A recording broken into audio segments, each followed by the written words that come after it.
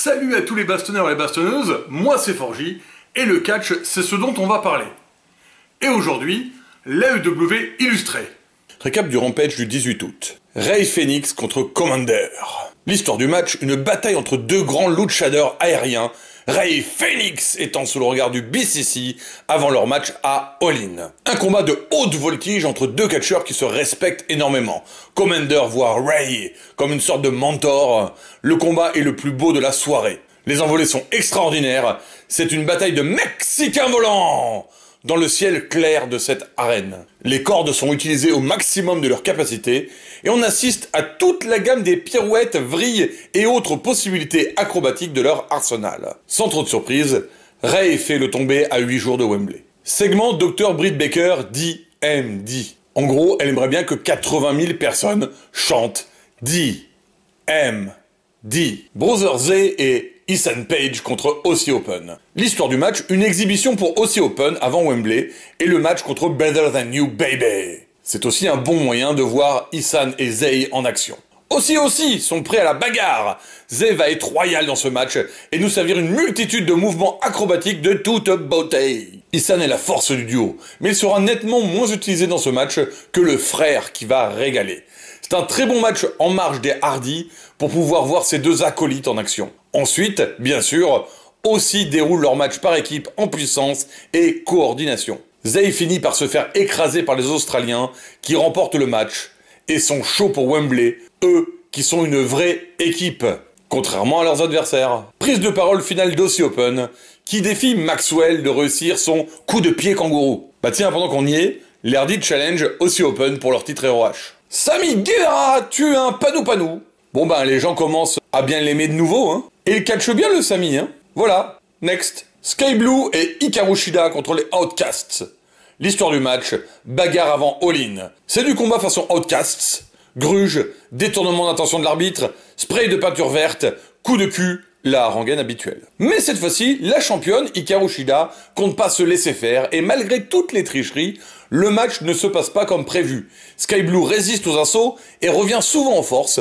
Shida a toujours la main sur la situation quand elle est sur le ring. A noter que les hyperboles gesticulantes de Rubiso et Toni Storm me font bien rire. Elles campent très bien les heels énervantes. Bref, la gruge rate, Shida contrecarre et fait le tomber sur saut. Puis KO de fin de match, les Outcasts s'énervent sur leur adversaire, arrivée de Britt Baker, DMD, pour avoir les participants du 4-way sur le ring, et on en restera là pour le moment. Récap du collision du 19 août. Samoa Joe contre le Panou, le vampire doré. Joe se fait attaquer d'entrée par le Panou, coup de genou, puis porté, puis go to sleep. Ouais ok, c'est CM Punk. La technique avait déjà été utilisée il y a quelques années par les partenaires de trio de Punk, les FTR, qui avaient gagné le titre AAA en tant que Super Rana, les grenouilles mexicaines. Punk prend le micro et accepte le défi à All In pour son titre du vrai champion AEW, selon lui. Jay White contre Dalton Castle. L'histoire du match, pour se préparer avant All In, Jay se fait un bon match avec Dalton.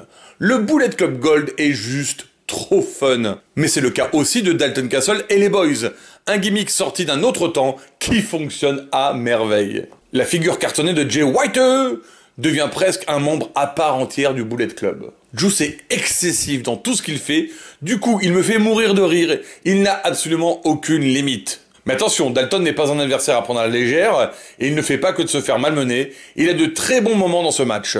Jay vend énormément les coups qu'il reçoit, ce qui permet au match de ne jamais être ennuyant.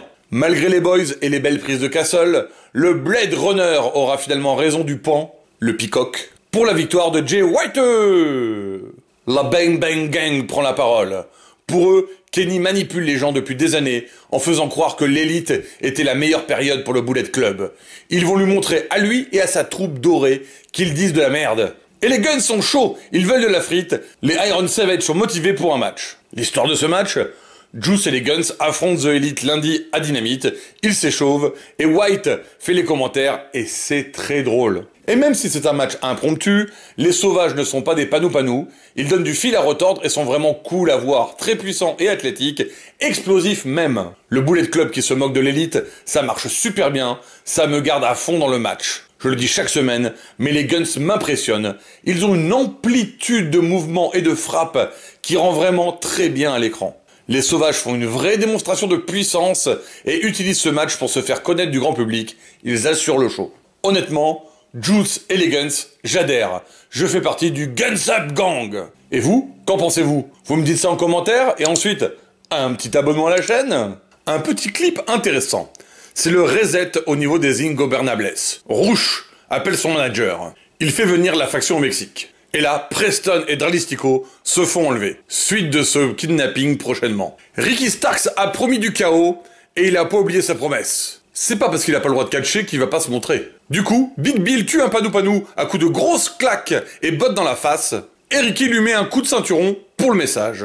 Bref, comme la pub le dit, Starks est absolu. Willow Nightingale contre Diamante. L'histoire du match, la suite de la rivalité Kris Statlander contre Mercedes Martinez, mais cette fois, ce sont les acolytes qui se mettent sur la gueule. C'est un cassage de bouche entre les deux lutteuses, avec une Willow toujours aussi divertissant. Très vite, Martinez va se pointer pour intervenir, puis Kris, histoire que les vrais enjeux du match soient évidents, vient aussi. La toute-puissance de Nightingale est obvious, elle remporte l'affrontement et redonne la main au babyface. Tony Storm en interview, la question est enfin posée, ne va-t-il pas y avoir conflit avec Saraya? Tony ne pense pas, elles sont amies, Saraya va l'aider. À voir, n'est-ce pas? Et puis, elle balance son sac à main à la gueule de la journaliste. Ça devient presque une tradition. Powerhouse Hobbs écrase un panou, puis le tord dans le finish de Miro en appelant son nom. Du coup, le Redeemer apparaît en vidéo. Il y aura bien confrontation à All Out, juste après Wembley. Darby Allin contre Christian. L'histoire du match, Darby a gagné le droit au titre TNT de Lucha Christianzorus. À All Out. Donc en attendant, il affronte Cage, pour se préparer pour son combat dans 2 semaines pour la ceinture. Mais surtout, c'est un titre qui compte pour lui. Et la situation actuelle, Christian qui se prétend champion à la place de son bras droit de dinosaure, le saoule au plus haut point. Il veut mettre Christian face à son absurdité et obliger ce titre à être défendu. Cage a un catch old school, mais très efficace. Il prend le temps de faire de magnifiques pauses pendant qu'il assassine ses adversaires. Il oublie jamais qu'il est dans le match. Et Darby, comme à son habitude, est une vraie pile. Il profite de chaque opportunité pour renverser la situation.